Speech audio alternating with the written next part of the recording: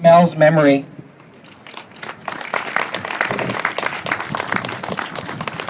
I'm very happy to welcome Mel's wonderful family, friends, and his marrow donor with us here today to celebrate this very special occasion. Together, all of us are partners working tirelessly to find matches, patients who need transplants, and we'll stop at nothing to facilitate those transplants as quickly and safely as possible. And what greater way can we celebrate our work than to introduce a donor and a recipient for the very first time 1 year post-transplant. You're going to bear witness to that very special occasion right now, right here. So I'm going to turn the mic back over to Jessica. And one last thing, I'd like to welcome a very special recruitment group who's here with us today, the Stella Liniato Rainbow Foundation. Stella and her family were running drives to find a match for Stella.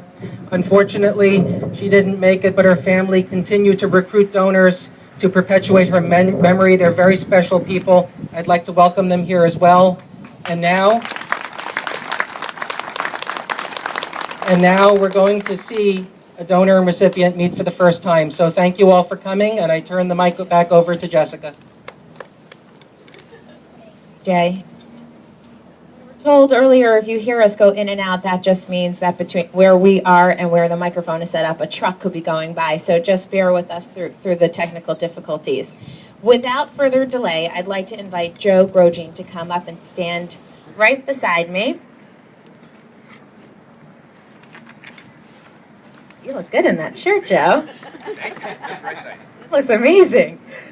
So we want to first thank you for coming all the way from Seattle to be here. You are joined today by your lovely wife, Carol, and 3 children. Where's Carol? Stand up, Carol, so everyone can see you. Megan, Nick, and Madeline, you are heroes as well. Come stand up here.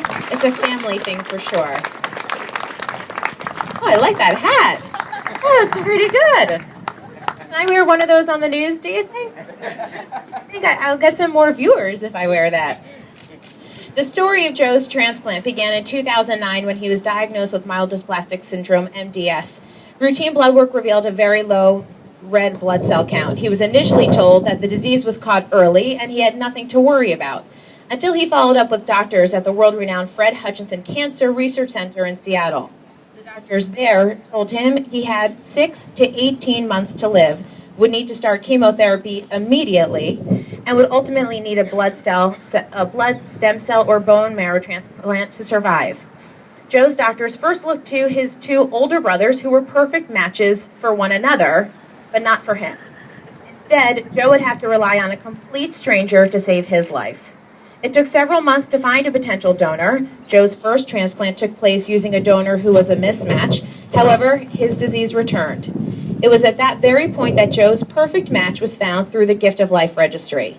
When the blood stem cells arrived in Seattle, Joe found out that his donor was particularly generous and had donated a very, very large number of blood stem cells for him. Joe was so thrilled and is reported to have said, "My donor," do you remember what you said? Want to take a guess? He's a real stud. He's a real stud, and it's even in print, so we know that's true. I like that. He's a real stud. You're a stud too, Joe. Joe is especially grateful to his wife, Carol, who was by his side the entire time, and credits the many family and friends who stepped up to help him during his recovery. Some of us in this crowd, I believe, are part of that team, Team Joe, right? You have some family and friends here. If you're a family and friend of Joe, you want to raise your hand so we can know who you are. That's amazing that you're here today. Thank you. Joe says he thinks about his anonymous hero often and is forever grateful that he took the time to join the Gift of Life Registry. Thanks to his donor, he can enjoy life with his loving wife and children. Joe, your stud, is eager to meet you. He is 26 years old and joined Gift of Life's registry in May 2010 at the Israel Day Parade in New York City. He never thought he would be a match, and he was hesitant at first. Believe it or not, your donor is not a fan of needles. It's my favorite part of this whole thing. How amazing is that? But thanks to the support of his family and friends, he quickly came to realize that donating to you was a no-brainer. Your donor recently moved to California. However, prior to his move, he lived and worked in New York City. He actually worked with the Gift of Life for a period of time as a donor advocate, attending the actual blood cell collections of other donors. He says he would do it again if asked, and felt it was such a small sacrifice on his part to give you his special gift.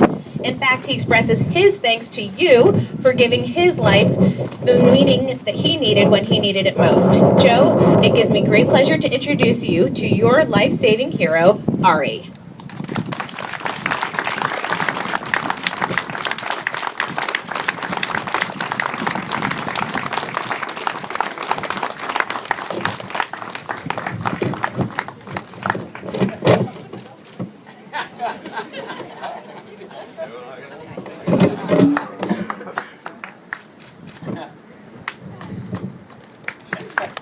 Amazing. All right, Joe, you want to say a few remarks?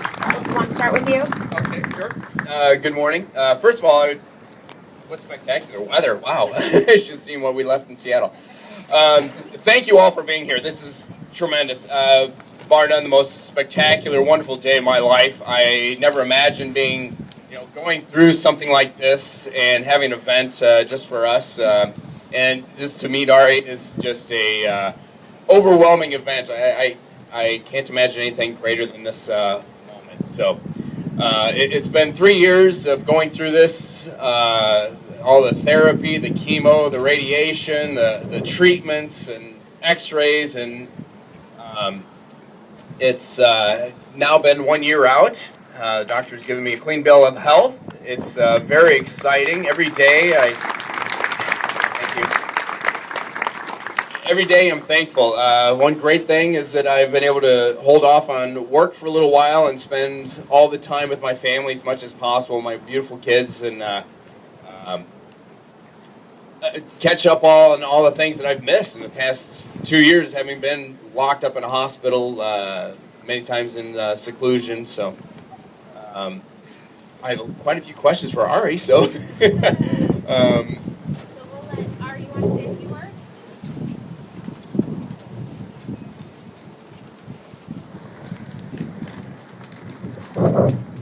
I just want to start off by thanking the entire Gift of Life Bone Marrow Foundation, the people that work here behind the scenes. They're not necessarily seen all the time, but they make sure that we save as many lives as possible, so I just wanted to thank everyone at Gift of Life again.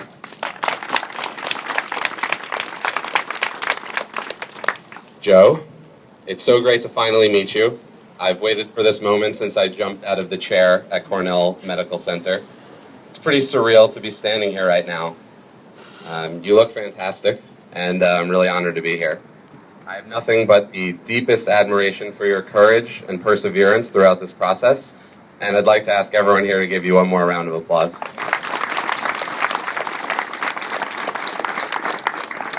I consider myself lucky to be a donor, and I don't mean that in the way that people just throw around the term sometimes. The odds of being a match are very low, but it's moments like these that show that they're really worth trying. This process has changed my outlook on life. Since this blood stem cell transplant 15 months ago, this moment has generated excitement for me literally every single day. I don't need to remind everyone here to get swabbed. You're here, you know. But tell your friends, family, coworker, anyone you can. And if for some reason he or she is interested, but shows some sort of fear, you can give them my phone number. Seriously. Contact Gift of Life and make it happen. They have it. When I got swabbed, I never thought that I would actually go through with it, as you heard. I'm sure there are many people who feel the same way. But when you get that phone call that you're a match, and you can save somebody's life, that, my friends, is a game changer. With the election season just around the corner, there's a constant emphasis on issues that divide us. But tackling deadly disease is a topic that we can all agree on. Nobody is pro-cancer, that I know of at least. So let's use the solidarity surrounding this subject and put up the best fight we possibly can. This sort of disease will not be cured overnight. We need your help. But in the fight to destroy these terrible diseases, just remember that every single person counts. Thank you.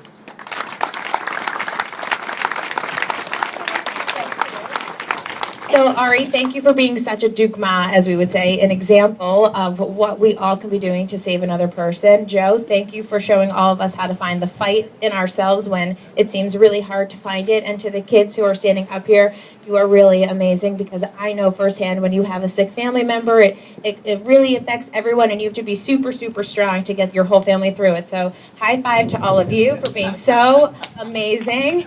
High five to Mom. Without further ado, we are going to let Ari let us follow in his footsteps and take us with Joe and take us down to the walk. So it's 1.5 miles down, 1.5 miles back, and then we'll celebrate with some snacks and raffle prizes. So don't forget to buy your raffle tickets, because we have some good things you're going to want to take home. And Ari will let you and Joe lead the way.